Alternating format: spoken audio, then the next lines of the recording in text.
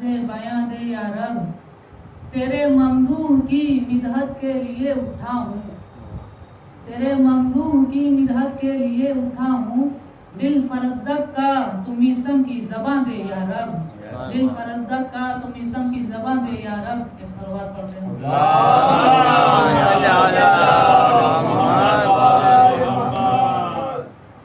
فرش ادا کے حوالے سے قدم ملاحظہ کرنا ہے۔ کربلا والوں کے دیوانے چلے آتے ہیں، کربلا والوں کے دیوانے چلے آتے ہیں، مادر شہر کی دعا پانے چلے آتے ہیں، مادر شہر کی دعا پانے چلے آتے ہیں، فرش مجلس پہ عزاداروں کو حیرت سے نہ دے، فرش مجلس پہ عزاداروں کو حیرت سے نہ دے، شمع جلتی ہے تو پروان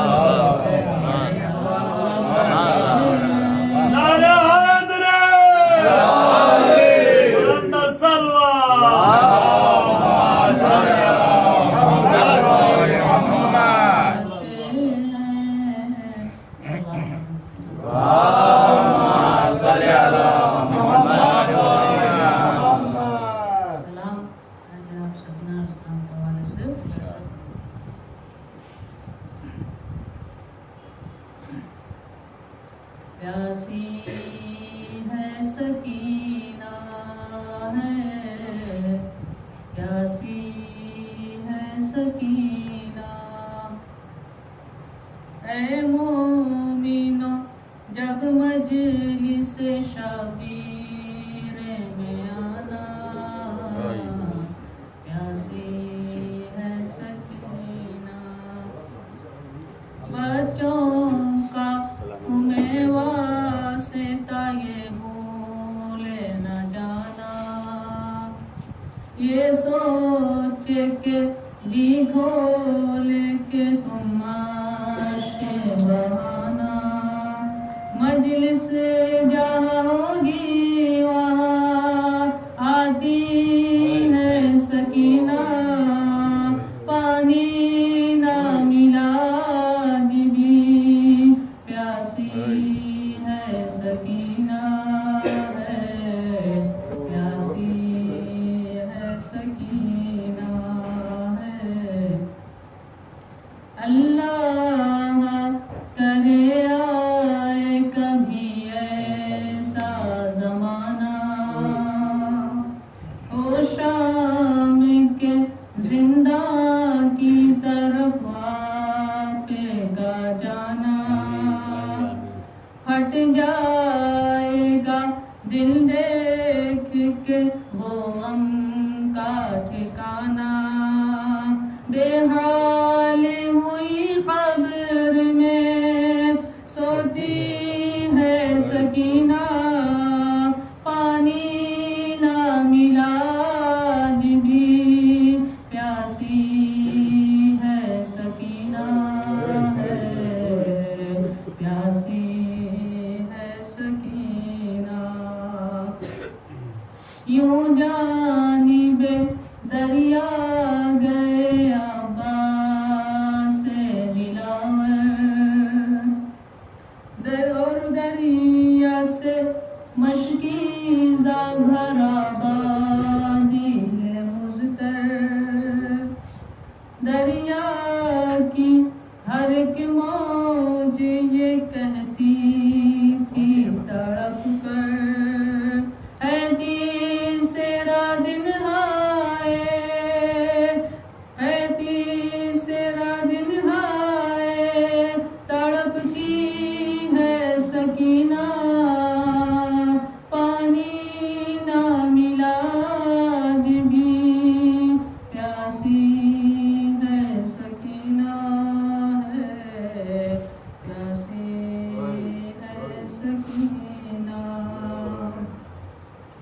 شام آ گئی جب چھانے لگا من میں اندھیرا،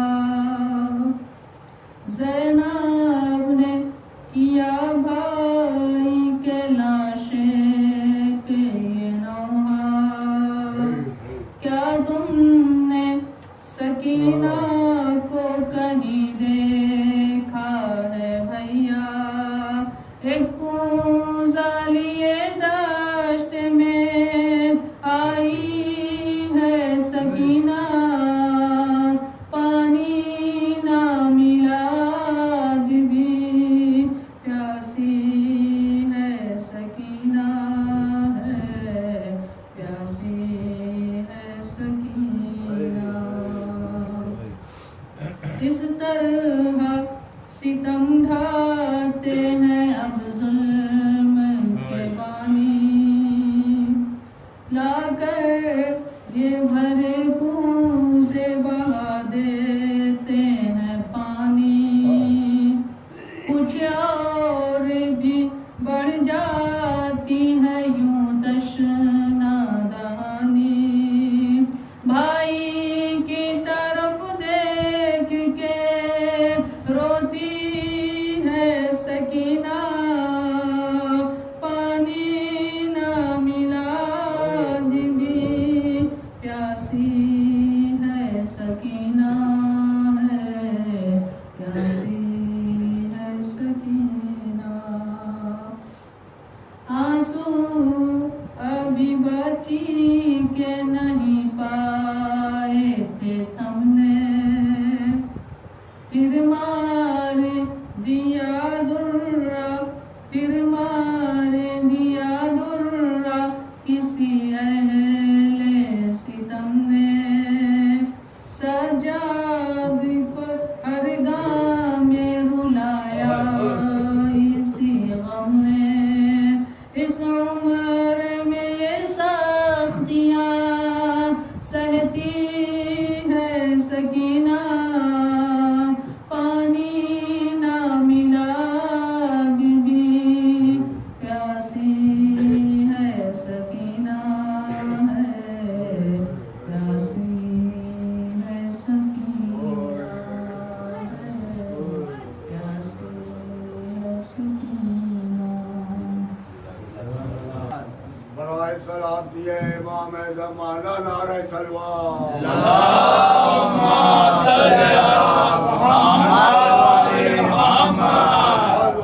محمد سلوات،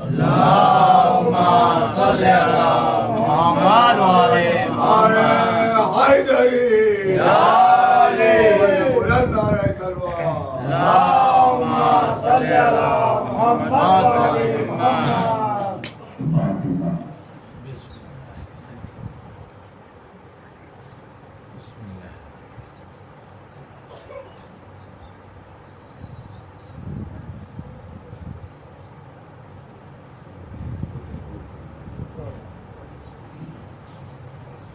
لا حول ولا قوة إلا بالله العلي العظيم. أعوذ بالله من الشيطان الرجيم. بسم الله الرحمن الرحيم.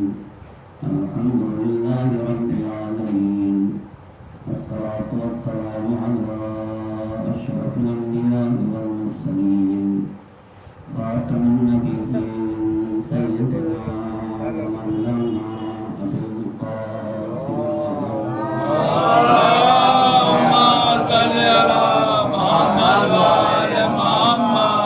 وعلى أهل بيته الطيبين الطاهرين المعصومين، ولعنة الله على أعدائهم أجمعين. أما بعد، فقد قال مولانا حسين بن علي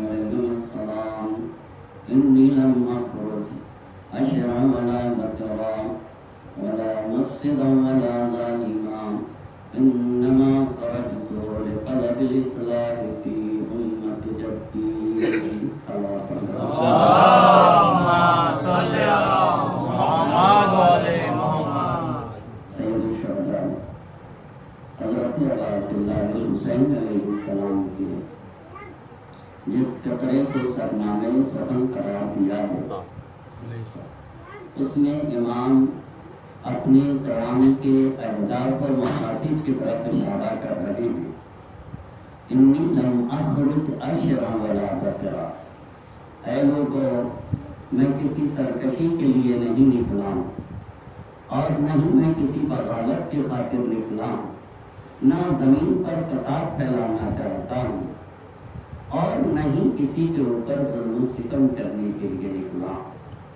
انما خرجت لطلب الاصلاح فی امت جدی، میں تو شریعت محمد مصطفیٰ کو پھیلانے کے لیے نکلا ہوں، میں تو اپنے جد کی امت کی اصلاح کے لیے نکلا ہوں۔ اريد ان امر بالمعروف وانہا عن المنکر، میں امر بالمعروف کرنا چاہتا ہوں، میں سماج اور معاشرے میں اچھائیوں کو پھیلانے کے لیے نکلا ہوں، میں سماج اور معاشرے سے برائیوں کو ختم کرنے کے لیے نکلا ہوں۔ حسین، آپ سماج اور معاشرے میں اچھائیوں کو کیسے پھیلائیں گے؟ آپ سماج اور معاشرے سے برائیوں کا خاتمہ کیسے کریں گے؟ کہا میرے پاس دو راستے، اسیرہ بسیرت جدی و ابی، پہلا راستہ اپنے جد کی سیرت کو، اور جد ہی کی سیرت باپ کی سیرت ہے، کہا اپنے جد کی سیرت کو عام کروں گا اور اپنے بابا کی سیرت کو عام کروں گا۔ اگر سماج اور معاشرے میں میرے جد کی سیرت عام ہو جائے اور میرے بابا کی سیرت عام ہو جائے تو سماج اور معاشرے میں اچھائیاں عام ہو جائیں گی اور برائیوں کا خاتمہ ہو جائے گا۔ اب توجہ کرنے کی ضرورت ہے، حسین کریم انسان کو کہا جاتا ہے۔ اسلام کی ایک عظیم صفت جو اسلام نے، نبی نے، علی نے، اہل بیت اطہار علیہ السلام نے اور دین و مذہب نے جو انسان کو جو سکھایا، وہ ایک بات یہ سکھائی کہ انسان اتنا محترم ہے کہ حدیث نے کہا لا تکن عبد غیرک فقد جعلک اللہ حرا، دیکھو دوسروں کے غلام نہ بن جانا، اللہ نے تمہیں آزاد پیدا کیا ہے۔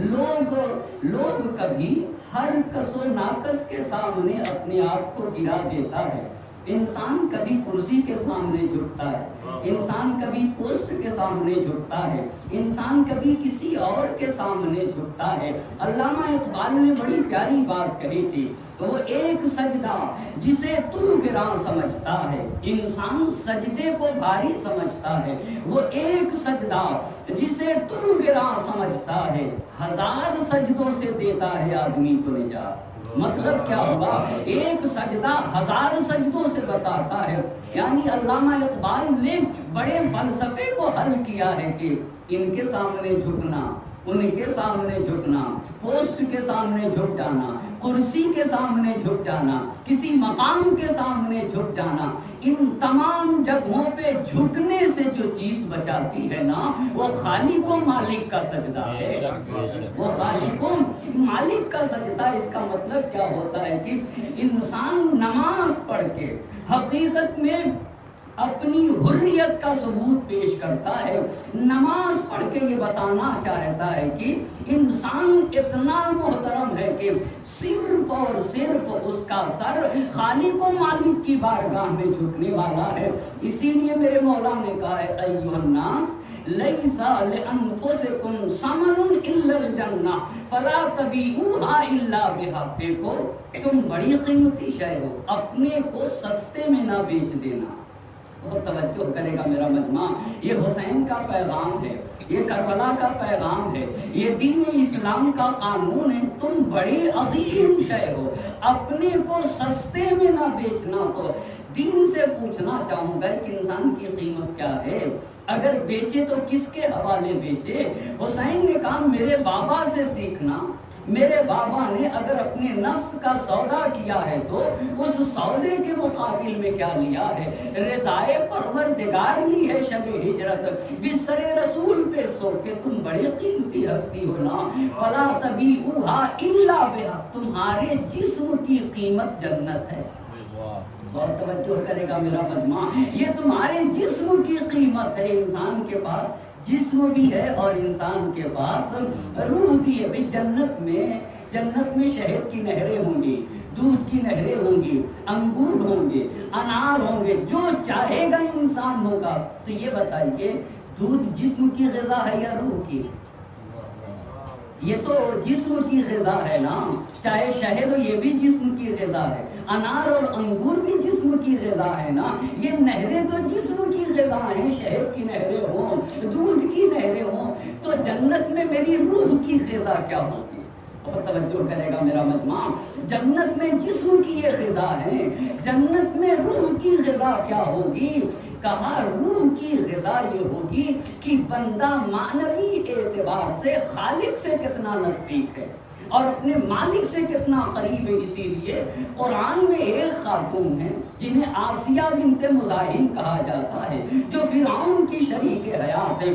جب انہوں نے اللہ سے دعا کی تو یہ نہیں کہا اے اللہ مجھے جنت دے دے، یہ نہیں کہا کہ اے اللہ مجھے جنت دے دے، نا دعا ایسے کہ رب ابن لی عندک بیتن فی الجنہ، اے اللہ جنت نہیں صرف چاہیے، جنت میں اپنے قریب میرا ایک گھر بنا دے، اپنے قریب، بہت توجہ کریے گا، یعنی جنت میں بھی وہ مقام عطا کرے کہ میں تجھ سے قریب رہوں۔ ایک صلوات پڑھیں بر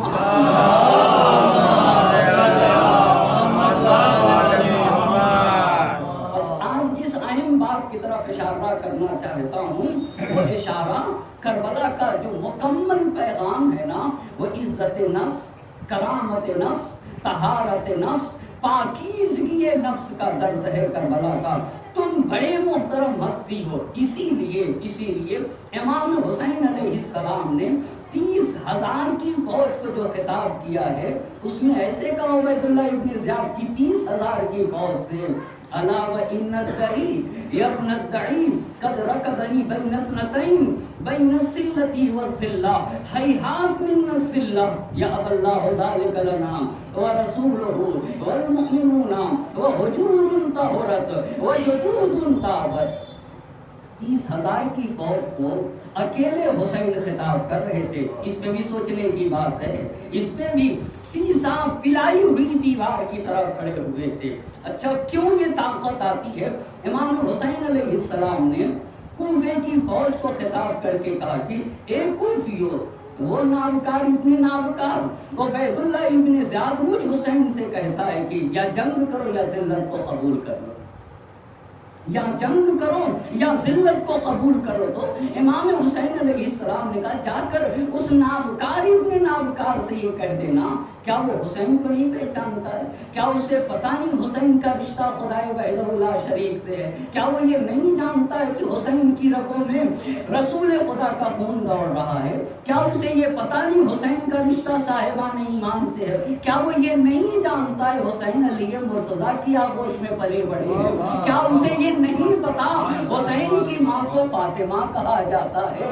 حسین نے اپنی مادر گرامی فاطمہ کا دودھ پیا ہے، جس کی رگوں میں حسین کا، جس کی رگوں میں نبی کا خون ہو، جس کی رگوں میں علی کا خون ہو، جو علی کی آغوش تربیت میں پلا بڑا ہو، جس کی ماں فاطمہ الزہرا ہو، اس سے وہ ذلت کی باتیں کرتا ہے۔ جا کر اس سے کہہ دینا ہیہات من الذلہ، ذلت ہم سے بہت دور ہے۔ ایک صلوات پڑھیں گے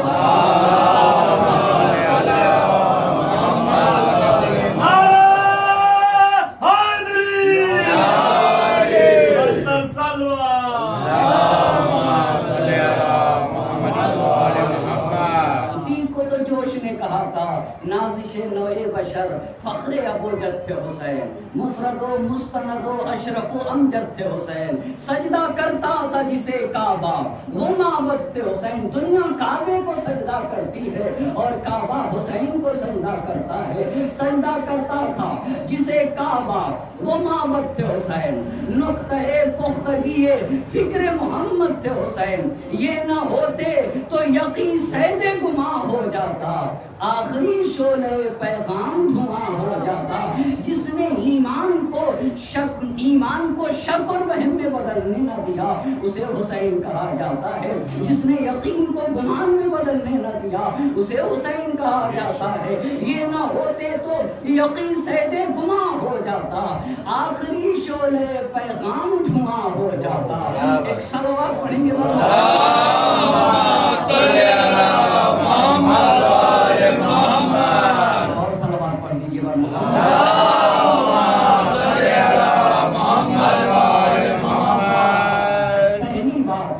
بَعَدْ مِنَ الذِّلَّةِ، ذلت ہم سے بہت دور ہے، ذلت ہم سے بہت دور ہے۔ اس بات کے اوپر توجہ کرنے کی ضرورت ہے۔ اسی لیے کربلا پیغام عزت ہے، کربلا پیغام کرامت ہے، کربلا پیغام طہارت ہے، پر کربلا میں طہارت و تقوی و پاکیزگی کا درس دیا گیا۔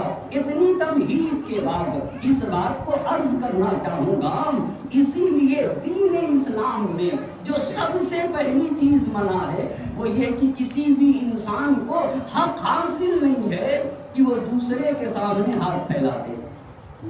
آپ توجہ کریے گا، انسان اسلام میں جائز نہیں ہے وہ کسی کے سامنے ہاتھ پھیلا دے۔ کیوں؟ اس لیے کہ عزت نفس کے خلاف بات ہے، یہ تمہارے نفس کی عزت اور طہارت نفس کے خلاف بات ہے کہ ایک انسان کسی کے ساتھ سامنے ہاتھ پھیلا دے۔ لا یحل لمؤمن ان یضل نفسہ، بہت توجہ کرے گا میرا مجمع، اللہ نے سب کچھ انسان کو دے دیا مگر ایک چیز کی اجازت نہیں دی۔ وہ ایک چیز کیا ہے؟ نبی کا فرمان ہے، معصوم کا فرمان ہے، آپ کو حق حاصل نہیں ہے آپ اپنے کو ذلیل کرتے۔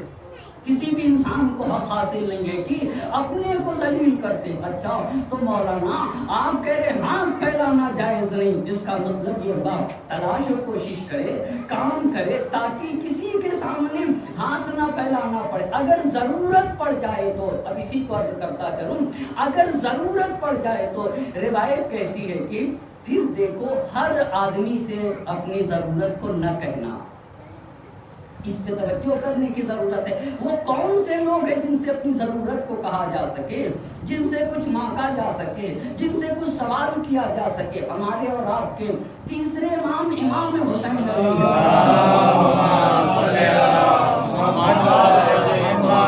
پاس ایک شخص آیا، سائل آیا مانگنے کے لیے، تو امام نے کہا دیکھو، امام نے یہ کہا کہ دیکھو اگر تمہیں کبھی ضرورت پڑ جائے نا تو ہر ایک کے پاس نہ جانا۔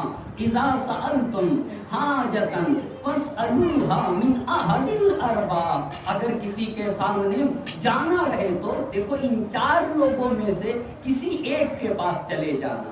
یہ بہت اہم بات امام حسین علیہ السلام نے فرمائی، ان چار لوگوں میں سے کسی ایک کے پاس چلے جانا۔ اچھا یہاں تک بات کہہ گیا تو عزیزان محترم ایک مرتبہ اس بات کو روک کے اس بات کو عرض کرو اور پھر اپنی اس روایت کو مکمل کروں گا۔ سید الشہداء کا ایک خزانچی تھا، امام حسین علیہ السلام کا ایک خزانچی تھا جس کے پاس امام کے پیسے ہوتے تھے۔ امام کے پاس مانگنے والا آیا، جب مانگنے والا امام سے آیا تو امام نے اپنے خزانچی سے کہا کہ اسے 1000 درہم دے دو۔ بہت توجہ کرنے کا، 1000 درہم دے دو۔ محمد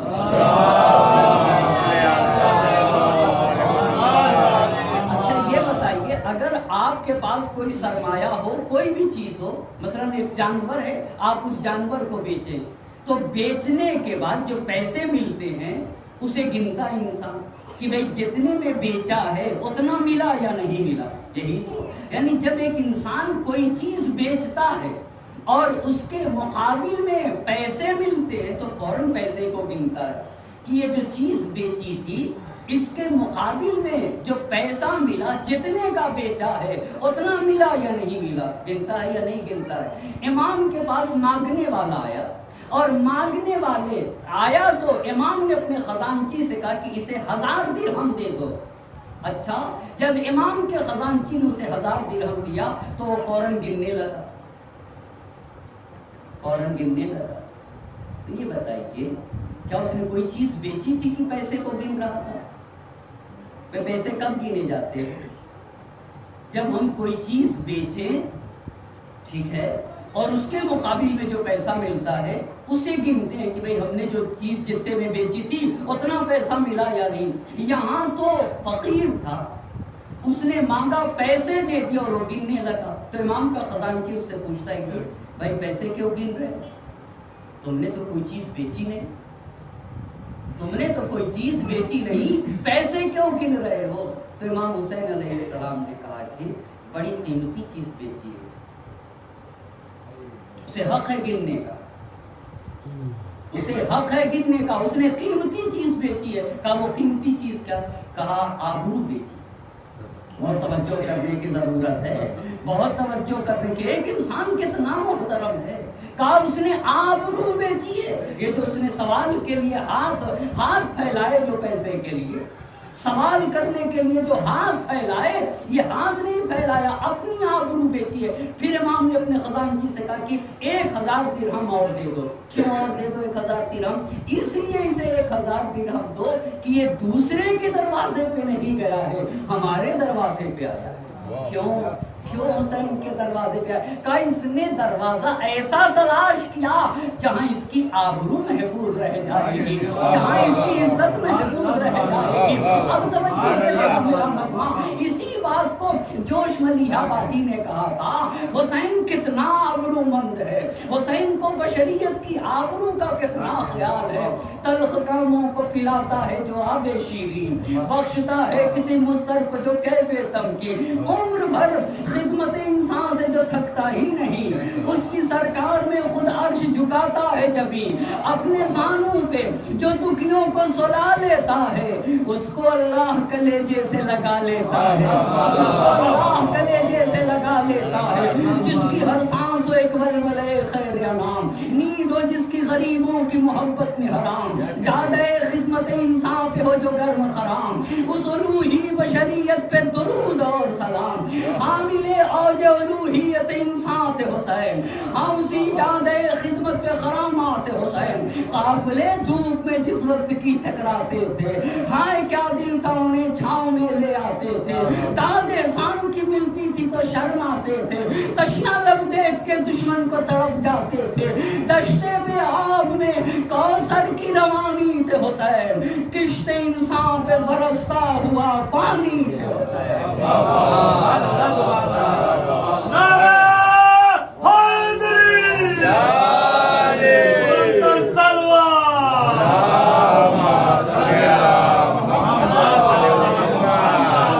کوئی مسلمان کی بات توجہ کرے گا، مسلمان کی بات نہیں شاعر نے کہی ہے، نہ مسلمان کی بات کہی، نہ مومن کی بات کہی. دشتے بے آب میں کوثر کی روانی تھے حسین، کشت انسان پہ، کشت انسان پہ جس نے انسانیت کو سیراب کیا ہے. حسین تو شہید انسانیت ہے نا، حسین محسن انسانیت ہے، جس نے اپنا گلا کٹا کے انسانیت کو بچایا ہے، اسے حسین کہا جاتا ہے.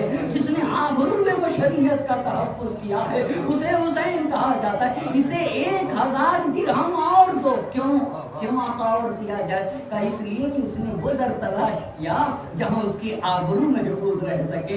ہائے کتنا قریب حسین ہے. یہ بڑا درس ہے حسین کا اس کے ماننے والوں کے لیے.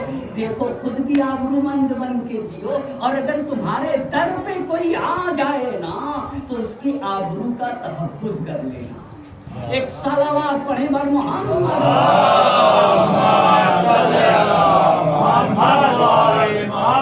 یہ میرے حسین نے سکھایا. اسی لیے جب امام کے در پہ آنے والا سائل آیا، آنے والا سائل آ کے جب اس نے امام کے سامنے ہاتھ پھیلا دیا، دست نیاز بڑھائے ہے نا، تو امام نے کہا دیکھو جب بھی تمہیں ضرورت پڑے تو 4 لوگ تلاش کرنا. کتنے لوگ تلاش کرنا؟ 4 لوگوں کو تلاش کرنا. ان میں سے کسی ایک کے پاس جانا. آپ کو پتا ہے آج بھی آپ کو ملیں گے کچھ لوگ خاندانی طور پہ شریف ہوتے ہیں، جہاں کے اوپر شرافت نسل در نسل انسان کے وہاں منتقل ہوتی ہے. اب تو خاندانی ہی ختم ہوتا چلا جا رہا ہے. آپ کو پتا ہے پتہ نہیں کہاں سے لوگ بہو لے کر آ جاتے ہیں، نتیجے میں انسان کا اصلی خاندان ہی مٹتا چلا جا رہا ہے. وگرنہ شرافتوں کا ایک ذریعہ اصیل خاندان ہے. توجہ کرے گا میرا مجمع، اصیل خاندان ہے. اس کو دین نے بڑی اہمیت دی ہے کہ دیکھو شرافتیں انسان کو خاندان سے ملتی ہیں. بھائی بنی ہاشم میں شرافتیں کہاں سے آ گئی تھی؟ اسماعیل کا گھرانہ تھا، ابراہیم علیہ السلام کا گھرانہ تھا، جناب ہاشم کا گھرانہ تھا. کہا اگر کسی دروازے پہ جانا پڑ جائے تو دیکھنا وہ خاندان کے اعتبار سے اصیل گھرانہ ہے یا نہیں. اصلی خاندان کسے کہتے ہیں؟ جہاں شرافتیں نسل در نسل منتقل ہوتی رہتی ہیں، جو اتنے آبرومند ہوتے ہیں. آپ نے دیکھا ہوگا جو واقعاً اصیل گھرانے کے ہوتے ہیں، بڑے اللہ نے پیسوں سے نوازا ہوتا ہے، مگر ان کے لباس سے آپ کو اندازہ نہیں ہوگا کہ یہ بہت بڑے گھر والے ہیں. وہ غریبوں کے ساتھ بھی ایسے بیٹھتے ہیں جیسے امیروں کے ساتھ بھی بیٹھتے ہیں. وہ نیچے والوں کا ایسا خیال کرتے ہیں جیسے اپنے سے بڑے والوں کا. اور کوئی غریب آ جائے تو اپنے پہلو میں بیٹھا لیا کرتے ہیں، اپنے پہلو میں بیٹھا لیا کرتے ہیں. یہ خاندانی لوگوں کا کارنامہ ہوتا ہے. یہ اصیل گھرانے کی صفت یہ ہوتی ہے. اما عربیًا شریفاً کا پہلے شریف گھرانہ تلاش کرنا. آپ کو پتا ہے لا تحقرن احدا من المسلمین، جو انسان دوسرے کو چھوٹا سمجھتا ہے وہ خود چھوٹا ہوتا ہے. چھوٹا ہی انسان دوسرے کو چھوٹا سمجھتا ہے. توجہ کرے گا میرا مجمع. چھوٹا ہی انسان دوسرے کو چھوٹا، بڑا انسان تو ہر ایک کو اپنے سے بڑا سمجھتا ہے. اور یہ حدیث نے کہا ہے لا تحقرن احدا من المسلمین، کسی ایک کو چھوٹا نہ سمجھ لینا. فإن صغيركم عند الله كبير، شاید جسے تم چھوٹا سمجھتے ہو اللہ کے نزدیک وہی عصمتوں کا مالک ہو، اللہ کے نزدیک وہی بلندیوں کا مالک ہو. بس پہلی بات شریف گھرانہ دیکھنا. اما عربیًا شریف، اچھا پہلی بات شریف گھرانہ دیکھنا. دوسری بات اور مولاً کریماً، کریم سردار دیکھنا. کریم کسے کہتے ہیں؟ کریم کسے کہا جاتا ہے؟ توجہ کرنے کی ضرورت ہے. الاعطاء قبل السوال. کچھ لوگ جب تک مانگیے نہیں دیتے نہیں، جب تک مانگیے نہیں دیتے نہیں. ارے بھائی ایک تمہارا بھائی ضرورت مند ہے، تم جان بھی رہے ہو، آ کے زبان کھولے تبھی دو گے، تبھی دو گے. کریم کریم اللہ اللہ توجہ کرے گا میرا مجمع.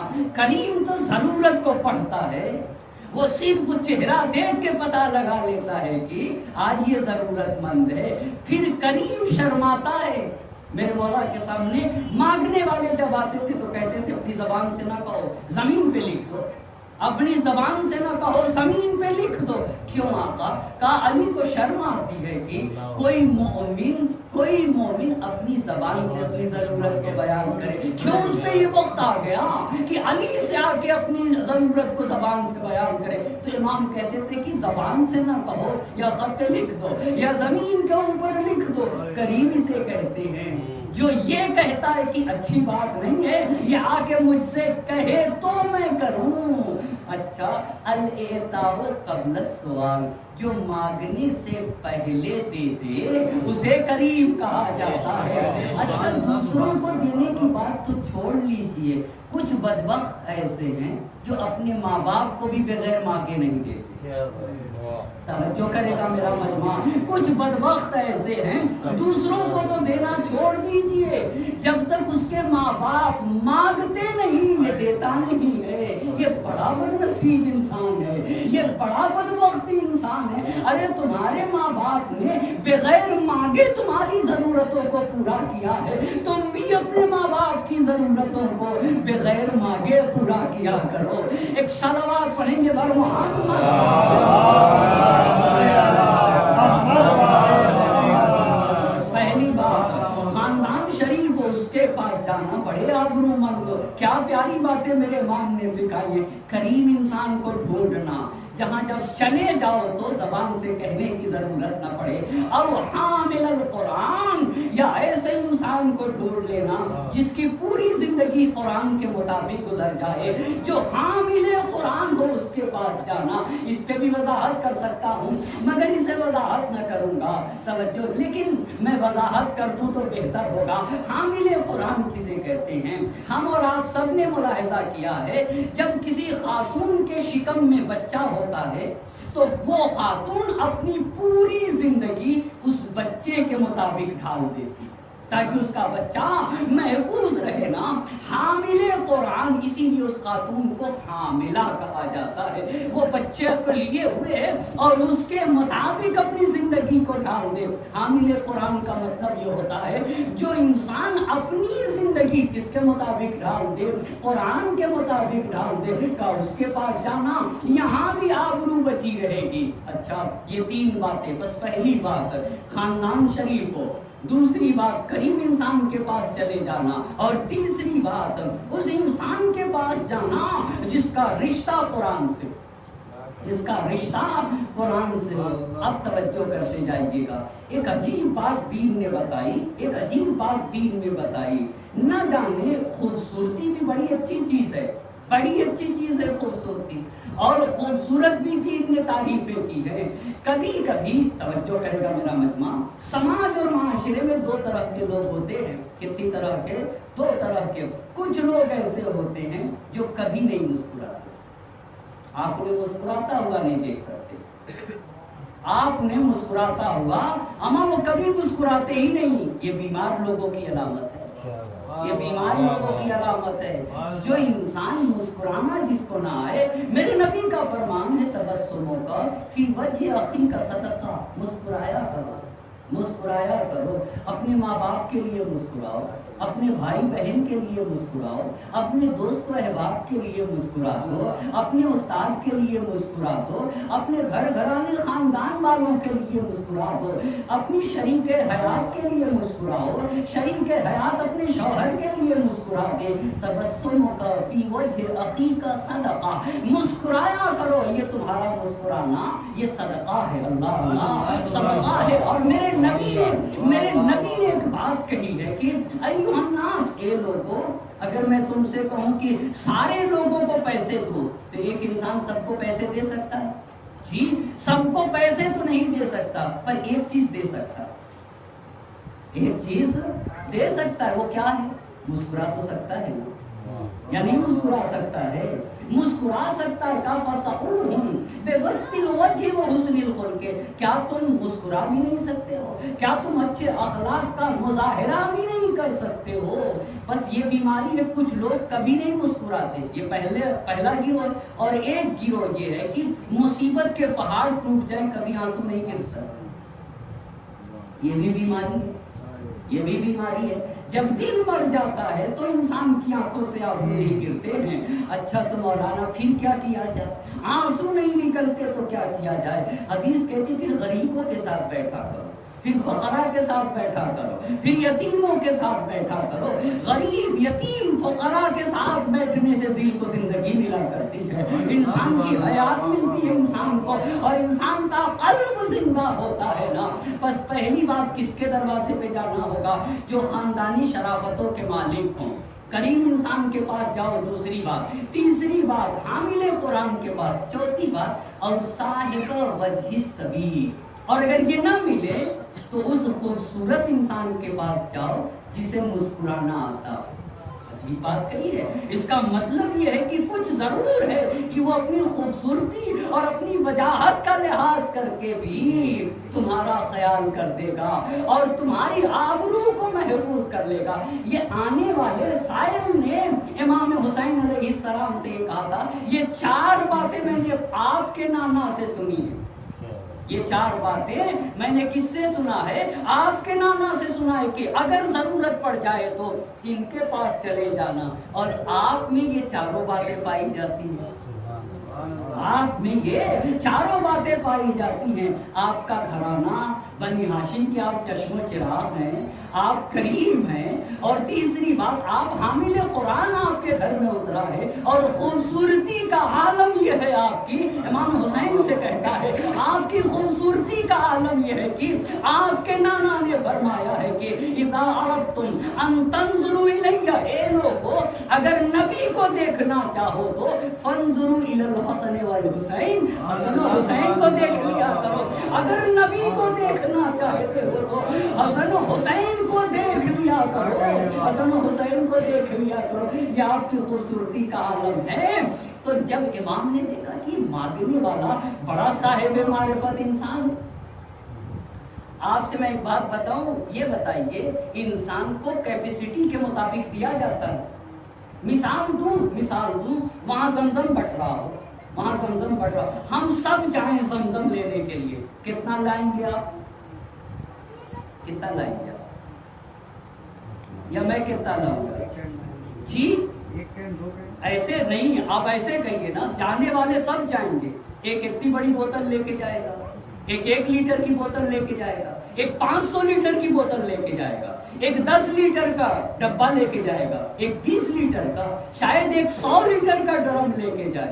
جو جتنا بڑا ڈبہ لے کے جائے گا اتنا ہی ملے گا یا اس سے زیادہ مل جائے گا؟ آپ مجھے بتائیے نا بھئی، جو جتنا بڑا ڈبہ لے کے جائے گا اتنا ہی تو ملے گا. اس کا مطلب یہ ہے کہ پانی کے لیے پہلے کیپیسٹی بنانا پڑتا ہے نا. پانی کے لیے خدا بھی دیتا ہے تو ڈبے سے زیادہ تھوڑی دے دے گا بھئی. جتنی کیپیسٹی اتنے ہی تو ملے گا یا اس سے زیادہ مل جائے گا. مل کے بھی کیا کرے گا؟ بہہ جائے گا یا نہیں بہہ جائے گا. یعنی پانے کے لیے کیپیسٹی چاہیے. امام نے یہ دیکھا کہ بڑا صاحب معرفت ہے. اچھا کیپیسٹی کیسے بنتی ہے وہ بھی میرے امام نے بتایا ہے. کہا بڑا صاحب معرفت سائل ہے. امام نے کہا تم نے میرے جد کی حدیث سنائی ہے تو میں بھی اپنے جد کی ایک حدیث سناؤں گا، اور ایک حدیث اپنے جد کی سناؤں گا، ایک حدیث اپنے بابا کی سناؤں گا. اچھا مولا سنائیے. کہا میرے جد کی حدیث ہے المعروف بقدر المعرفت. کہا نیکی اتنی ہوگی جتنی انسان کیا کیپیسٹی پائی جائے گی. آپ جتنا بڑا ڈبہ لے کے جائیں گے اتنا ہی اس میں پانی آئے گا. کہا المعروف بقدر المعرفت. جتنا انسان کے پاس جتنی معرفت ہے نا اتنا ہی اسے دے دیا جائے گا. یہ پہلی بات. دوسری بات اپنے بابا کی حدیث سنائی کہ قیمت کل امرئ ما یحسن. ہر انسان کی اتنی ہی قیمت ہے جتنا اس کے یہاں نیکی اور کمال پایا جاتا. نیکی اور کمال، اس کا مطلب جانتے کیا ہوگا؟ اس کا مطلب اگر لوگوں کو بتانا چاہ رہے ہیں، جب تم کسی کی مدد کیا کرو تو کوشش کرو کہ مالی مدد کے ساتھ ساتھ اس کی جہالت کو بھی دور کرو. بہت توجہ کرنے کی ضرورت ہے. یعنی تم جب مدد کرو کسی کی تو کہو ہم تمہارے کھانے کا انتظام کریں گے مہینے بھر کا، لیکن شرط یہ ہے کہ قرآن بھی پڑھنا ہوگا، شرط یہ ہے کہ نہج البلاغہ بھی پڑھنا ہوگا، شرط یہ ہے کہ تمہیں مطالعہ بھی کرنا ہوگا، شرط یہ ہے کہ تمہیں جہالت کی تاریکی سے نکلنا ہوگا. یہ بات کہی ہے میرے امام نے. صرف پیٹ نہ بھرا کرو لوگوں کے، صرف لوگوں کے پیٹ نہ بھرو. پیٹ بھرنے کے بعد جہالت کی، آپ کو پتا ہے سماج اور معاشرے میں جتنی برائیاں ہیں نا، یہ تو میرے نبی کا فرمان ہے الجہل اصل کل شر. تمام برائیوں کی بنیاد جہالت ہے. جہالت بھی کئی طریقے کی ہوتی ہے. کچھ پڑھے لکھے جاہل ہوتے ہیں اور کچھ لوگ پڑھے لکھے نہیں ہوتے مگر عالموں جیسے ہوتے ہیں. ان کے ادب پایا جاتا ہے، ان کے تہذیب پائی جاتی ہے. جی ہاں، سماج اور معاشرہ انہیں سکھا دیا کرتا ہے. تو امام نے کہا کہ تم تو پڑھے لکھے بنتے ہو، دکھ رہے ہو، اور مجھے ایسا لگ رہا ہے صاحب معرفت ہو. تو امام نے کہا کہ نیکی بھی کیپیسٹی کے مطابق ہوگی. امام نے کہا دوں گا تو 1000 دینار کی یا 1000 درہم کی تھیلی تھی. کہا 3 سوال پوچھوں گا تم سے، اگر تم نے تینوں سوال کے جواب دے دیے تو یہ پوری تھیلی تمہیں دے دوں گا. امام سے کہتا ہے کہ آپ مجھ سے پوچھیں گے. اچھا پوچھ لیجئے، جتنا آئے گا میں آپ کو بتا دوں گا. امام نے پہلا سوال کیا ای الاعمال افضل. بتاؤ سب سے بہترین عمل کیا؟ آپ بتائیے کیا ہے؟ نیکی بھی کب کرے گا؟ بھائی صاحب یہ بتائیے، رات کی تاریکی ہے، 2 بج رہا، ٹھیک ہے، اور ہمارے دروازے پہ ایک مانگنے والا آ گیا. کوئی نہیں دیکھ رہا. کس بنیاد پہ میں دوں گا اس کو؟ 2 لاکھ دینے کس بنیاد پہ دوں گا؟ پہلے ہی عقیدہ شرط ہے نا کہ میرا اللہ دیکھ رہا ہے، اس کی بارگاہ میں یہ عمل لکھا جائے گا، میرا چھوٹا عمل بھی ضائع نہیں ہوگا. اگر یہ عقیدہ ہے تو آسانی سے پیسے دے دیا، جو کرے گا میرا مجمع آسانی سے، کس بنیاد کے اوپر میں دوں گا؟ بھائی کوئی دیکھ بھی نہیں رہا ہے، رات کی تاریکی بھی ہے، سناٹا بھی، ایک مرتبہ دکھانے کے لیے ہو تو چلے گئے 1000 کے لوگ 2000 50,000 لوگ دیکھ رہے ہیں، چلو ان کے سامنے کوئی بھی نہیں دیکھ رہا ہے، اس کا مطلب یہ ہوگا کہ عمل بغیر عقیدے کے ممکن ہے۔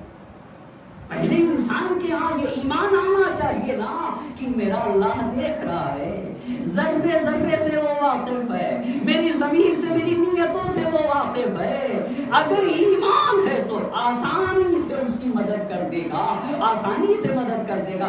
اس کا مطلب یہ ہے کہ نیک عمل کی بنیاد ایمان ہے، نیک عمل کی بنیاد ایمان ہے۔ آپ بتائیے، کچھ لوگ ان کو ستاتے پھرتے اور کچھ بڑی احتیاط کرتے، کس بنیاد پر احتیاط کرتے؟ اس لیے کہ ان کا ایمان ہے، ان کا ایمان قوی ہے۔ کچھ لوگ جھوٹ بولتے، جھوٹ نہیں بولتے، کچھ لوگ، یہ سب ایمان کے اوپر ہے عزیزان۔ اور آج کل تو جھوٹ ایسے بولا جاتا ہے، خاص طور سے اس موبائل کے زمانے میں، جیسے کوئی بہترین چاکلیٹ کھا رہا ہو، بہترین چاکلیٹ جیسے کھائی جاتی ہے، اس سے بھی آسانی سے انسان جھوٹ بولتا ہے۔ آپ کو پتہ ہے، ایک جملہ کہوں گا، تمام برائیوں کا مرکز جھوٹ اور تمام اچھائیوں کی بنیاد صدق اور سچائی ہے۔ بہت اس پہ میں وضاحت کر سکتا ہوں، بہت وضاحت۔ بڑا سے بڑا گناہ کر کے جھوٹ بول کے چھپا سکتا ہے یا نہیں؟ آپ بتائیے، بڑا سے بڑا گناہ کر کے جھوٹ بول کے چھپا سکتا ہے کہ نہیں؟ بات آ گئی تو اس روایت کو بھی عرض کرتا چلوں۔ نبی کے پاس ایک شخص آ کے کہتا، اللہ کے نبی، میں چوری کرتا ہوں، میں زنا کرتا ہوں، میں جوا کھیلتا ہوں اور جھوٹ بھی بولتا ہوں۔ توجہ کرے گا میرا مجمع، آ کے کہہ رہا ہے کہ زنا بھی کرتا ہوں، شراب بھی پیتا ہوں، جھوٹ بھی بولتا ہوں، جوا بھی کھیلتا ہوں، آپ کی وجہ سے ایک گناہ چھوڑ دوں گا۔ آپ بتائیے کیا چھوڑ؟ کیوں؟ نبی نے یہ نہیں کہا کہ زنا چھوڑ دو، نبی نے کہا جھوٹ بولنا چھوڑ دو۔ اچھا، اب گیا نبی سے وعدہ کر کے بھی جھوٹ نہیں بولوں گا، اب جانے لگا زنا کی طرف، کیا نبی پوچھیں گے تو کیا کہوں گا؟ نبی پوچھیں گے، وعدہ کر کے آیا ہوں جھوٹ نہیں بولنا ہے، پلٹ آئے، چوری کرنے کی طرف بڑھا، کہا نبی پوچھیں گے تو کیا کہوں گا؟ چوری سے بچایا۔ شراب پینے کی طرف بڑھا، کہا نبی پوچھیں گے تو کیا کہوں گا؟ کہا نہیں ہو سکتا۔ نبی کے پاس آ کے کہتا ہے، اللہ کے نبی، ایک گناہ کو چھوڑوا کے آپ نے سارے گناہوں کا راستہ بند کر دیا، سارے گناہوں کا۔ کبھی بھی جھوٹا انسان زندگی بھر ڈرتا ہے، زندگی بھر ڈرتا رہے گا، یہ ہر جگہ ڈر ہے نا، یہ جھوٹ کی وجہ سے ہے۔ مگر سچا انسان، خدا کی قسم، سچا انسان، آپ کو میں بتاؤں، اما 30,000 کے مقابلے میں کیا چیز تھی جو حسین کو سیسا پلائی ہوئی تھی، اور 30,000 سے حسین کہہ رہے تھے، یہ بتاؤ کیا میں نے حلال محمدی کو حرام کیا ہے؟ کیا حرام محمدی کو حرام کیا ہے؟ کیا میں نے خراش لگائی ہے؟ اور 30,000 کے مجمع میں خاموشی چھائی ہوئی تھی اور سب کی زبان میں تالے لگے ہوئے تھے۔ اما کیا چیز تھی جو سب کی زبان میں تالے لگے ہوئے تھے؟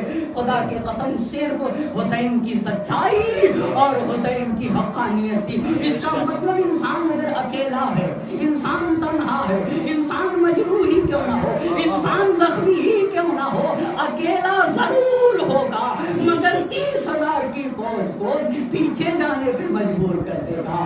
ایک صلوات پڑھیں گے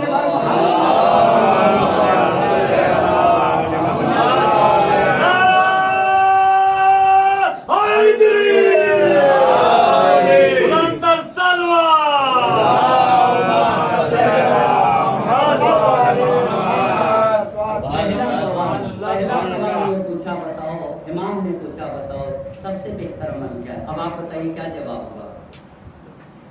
سب سے بہتر عمل تو فوراً بولا الایمان باللہ، اللہ پر ایمان ہے، کیونکہ اگر اللہ پر ایمان ہے تو پھر انسان کا عمل صحیح۔ کہا اللہ پر ایمان یہ سب سے بہتر عمل ہے، کا جواب بالکل صحیح۔ دوسرا سوال کیا کہ یہ بتاؤ انسان کی زینت کیا ہے؟ ایک انسان کی زینت، ہم کپڑے کو زینت سمجھتے، ہم مکان کو زینت سمجھتے، ہم پراپرٹی کو زینت سمجھتے، ہم بہت ساری چیزوں کو زینت سمجھتے، گاڑی ہو اسے بھی زینت سمجھ لیتے، موبائل ہو وہ بھی زینت سمجھ لیتے، لیپ ٹاپ ہو وہ بھی زینت سمجھ لیتے، چھوٹی چھوٹی چیزوں کو ہم زینت سمجھ لیتے۔ تو امام نے چند باتیں بتائی۔ پہلی بات، العلم مع علم، تنہا علم بھی کافی نہیں، کا علم کے ساتھ حلم چاہیے۔ آپ مثال کے طور پر ایک عالم ہے، تھوڑا سا کوئی کچھ کہہ دے تو فوراً ناراض ہونے لگے اور لڑنے کے لیے تیار ہو جائے، تو یہ علم فائدہ مند نہیں ہے۔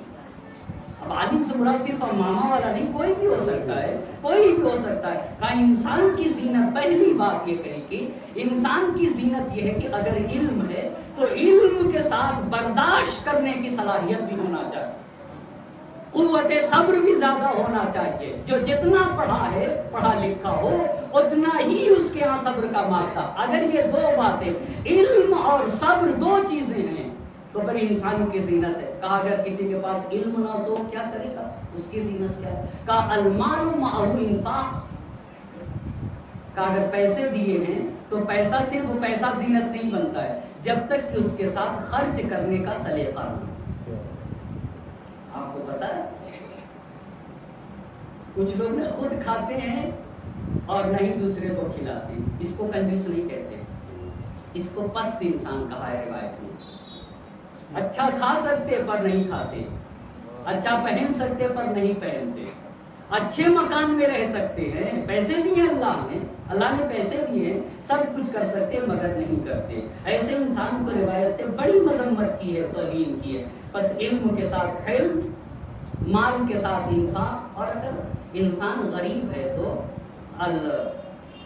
پیسے نہیں ہے تو غربت کے ساتھ صبر کر لے۔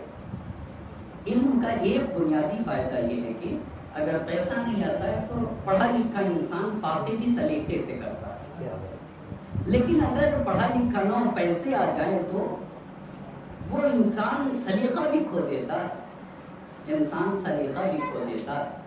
یہ وہ انسان کی زینت۔ تیسرا سوال امام نے کہا کہ کیا چیز ہے جو انسان کو ہلاکت سے بچا لے جائے گی؟ تو سائل نے کہا کہ آقا الثقۃ باللہ، اللہ پہ بھروسہ۔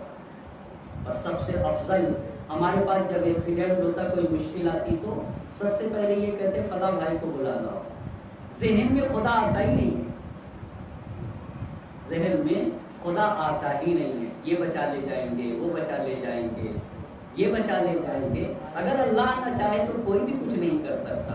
کہا جو چیز انسان کو ہلاکت سے نجات دے گی وہ الثقۃ باللہ، وہ اللہ کے اوپر اعتماد اور اللہ کے اوپر بھروسہ ہے۔ امام نے وہ تھیلی اسے دے دی اور دینے کے بعد اپنی انگوٹھی اتار کے دے دی، انگوٹھی اتار کے دے دی، اور یہ چار باتیں بتا دی کہ سماج اور معاشرے میں آبرومند بن کیجیے۔ یہ انسانی اقدار ہے جس کی بنیاد پر حسین نکلے، اور اسی لیے امام حسین نکلے تھے کہ وہ یہ کہہ رہے تھے کہ میں اپنے جد کی سیرت کو عام کروں گا، یہ رسول خدا کی سیرت ہے، میں اپنے بابا کی سیرت کو عام کروں گا۔ اور کتنا پیارا تھا حسین کو ان کا بیٹا۔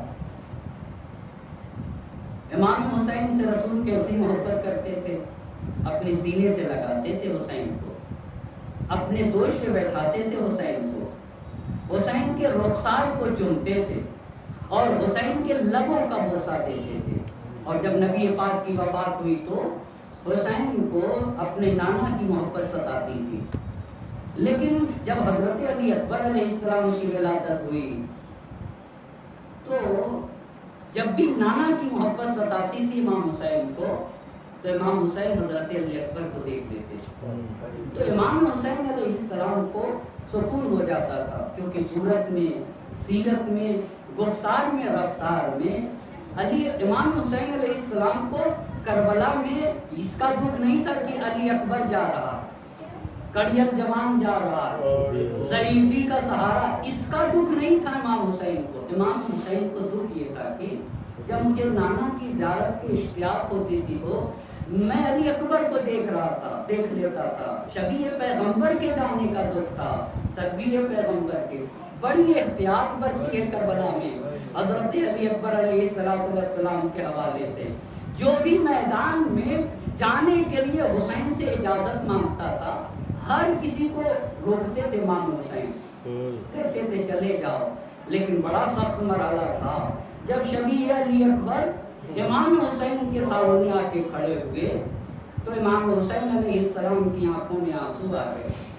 آنسو بھری آنکھوں سے دیکھا اور دیکھنے کے بعد جیسے ہی حضرت علی اکبر نے اجازت مانگی، بغیر کسی تعامل کے سوچے بغیر امام حسین علیہ السلام نے حضرت علی اکبر کو میدان میں جانے کی اجازت دے دی. اچھا، حسین نے اجازت تو دے دی تھی مگر شبیہ پیغمبر ہے نا، کڑیل جوان علی اکبر. جیسے ہی حضرت علی اکبر علیہ السلام میدان کی طرف روانہ ہوئے، بوڑھا باپ 57 سالہ باپ پیچھے پیچھے جانے لگا.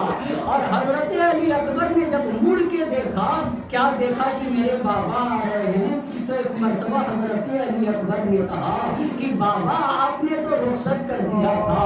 حسین نے فرمایا اے کاش تم صاحب اولاد ہوتے تو تمہیں اس کا اندازہ ہو جاتا.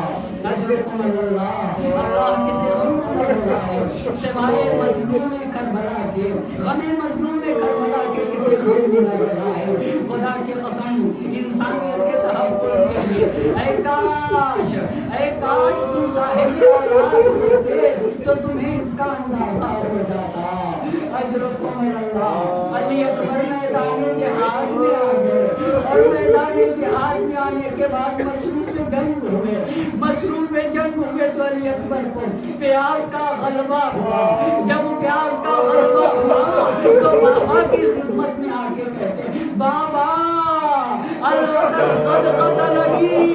اے بابا مجھے پیاس مارے ڈال رہی ہے اور مجھے اسلحے کا بوجھ ستائے جا رہا ہے. بابا کیا پانی کی کوئی سبیل ہو سکتی ہے؟ اجرکم اللہ. ایک مرتبہ حسین نے اپنی زبان علی اکبر کے منہ میں دے دی، علی اکبر نے اپنی زبان کھینچ لی. بابا آپ کی زبان میں مجھ سے زیادہ کانٹے پڑے ہیں. اجرکم اللہ. اللہ کسی غم میں نہ لائے. حسین نے اپنی انگوٹھی اتار دی. انگوٹھی اتارنے کے بعد علی اکبر کے دہنے اقدس میں رکھ دیا. بیٹا خدا حافظ. اب جب علی اکبر میدان جہاد میں گئے، گھوڑے سے زمین پہ تشریف لا رہے تھے، دشمن نے قطارو ہو ہربن ہربا علی اکبر کے ٹکڑے ٹکڑے کر دیے. گھوڑے سے گرتے ہوئے آواز بلند کیا بابا علی اکبر کی مدد کرو. بابا پہ علی اکبر کا سلام. حسین صدائے علی بلند کرنے لگے. مجھے نہیں معلوم نجف کے علی کو پکار رہے تھے یا کربلا کے علی کو. میدان کربلا میں پہنچ گئے. جوان بیٹا ایڑیاں رگڑ رہا تھا، سینے پہ ہاتھ رکھے ہوئے تھا. ایک مرتبہ مقتل کے الفاظ ہیں وَبَدَعُوا خَدَّهُ وَلَا خَدَّهُ. حسین نے اپنا رخسار علی اکبر کے رخسار پہ رکھ دیا اور جب لاشیں علی اکبر سے بلند ہوئے تو ایک مرتبہ آواز دی یا بنیا بعدک علفا. بیٹا اکبر تیرے بعد زندگی یہ دنیا پہ لاشا اٹھانا چاہا. بوڑھا باپ جوان بیٹے کا لاشا